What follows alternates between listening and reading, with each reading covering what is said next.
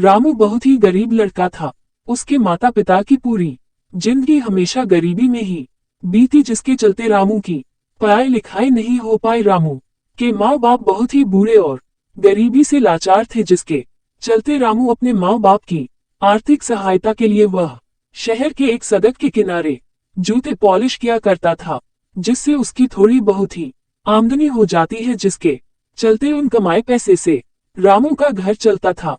रामू बचपन से ही बहुत मेहनती और ईमानदार था। वह शहर के बड़े बड़े इमारतों को देखता था, उसे भी लगता था कि उसकी भी गरीबी एक दिन जरूर खत्म होगी और वह अपने माता पिता की अच्छी जिंदगी जीने में सहायता करेगा। यही सब सोचकर रामू अपने अपने जूते पॉलिश की दुकान पर खूब मेहनत करता था, लेकिन वह कभी भी अपने ग्राहकों से अपने मेहनत के पैसों से ज्यादा पैसा कभी नहीं लेता था, जिसके चलते उसके दुकान पर खूब भीड़ होती थी। सभी रामू के व्यवहार से खुश रहते थे। एक दिन की बात है, रोज की तरह आज भी रामू अपने घर से अपने दुकान के लिए जल्दी से निकल गया और फिर अपना दुकान खोलकर ग्राहकों की प्रतीक्षा करने लगा। इसी बीच उसके दुकान के पास एक बड़ी सी गाड़ी आकर रुकी और उस गाड़ी में से एक कोट वाले साहब निकले, जो कि रोज की तरह अपने ऑफिस जा रहे थे। सो उन्होंने रामू के पास बोला कि मेरे जूते खूब अच्छे से चमका दो, क्योंकि आज हमारे कंपनी में बहुत बड़ी मीटिंग है। तो रामू भी फटाफट उन साहब के जूते पॉलिश कर दिया, जिससे खुश होकर उस साहब ने 500 रुपए का नोट थमाया। लेकिन रामू के पास तो इतने पैसे कभी एक साथ इकट्ठे भी नहीं हुए थे और न ही रामू के पास उस समय छुट्टे पैसे भी थे कि वह अपने पैसे काटकर बाकी पैसे लौटा सके। तो ये बात रामू उस साहब से बताया कि उसके पास तो छुट्टे पैसे नहीं है। तो वह साहब थोड़ा जल्दी में थे, बोले कि अभी तो मेरे पास भी छुट्टे पैसे नहीं है, इसलिए तुम पूरे पैसे को ले लो।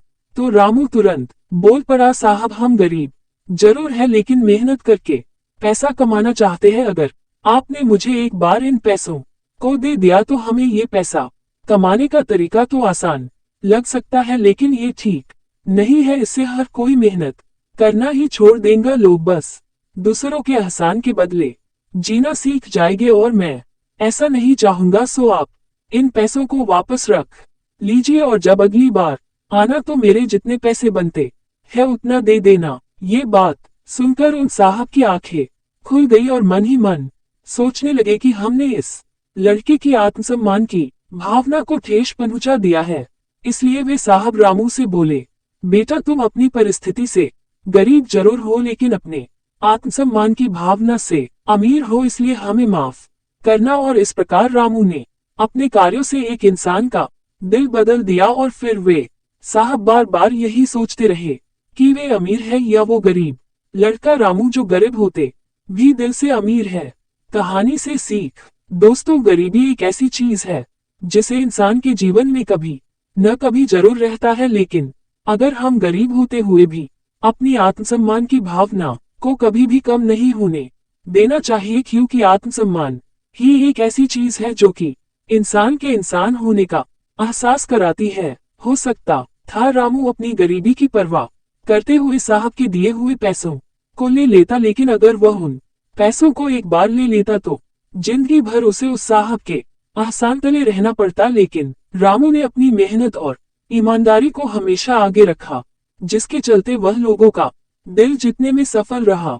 ये कहानी हमें यही सिखाती है कि हम अपने जीवन में चाहे कितनी ही कठिन दौर से क्यों न गुजर रहे हो, लेकिन कभी भी अपने आत्मसम्मान की भावना को कभी नहीं खोना चाहिए। क्योंकि अगर हमने अपना एक बार आत्मसम्मान की भावना को खो दिया तो हो सकता है कि हमें फिर लोगों के एहसानों के तले अपनी जिंदगी गुजारनी पड़े। आप सबको यह आत्मसम्मान की भावना की हिंदी कहानी कैसा लगा प्लीज हमें जरूर बताएं। अगर आपको यह वीडियो अच्छा लगता है तो ज्यादा शेयर करिए और सब्सक्राइब करिए और हमारा बेल आइकन जरूर दबाया ताकि जो भी हमारा पहला वीडियो हो सबसे पहले नोटिफिकेशन आप पर पहुंचे। हम मिलते हैं अपने नेक्स्ट वीडियो में। Okay bye.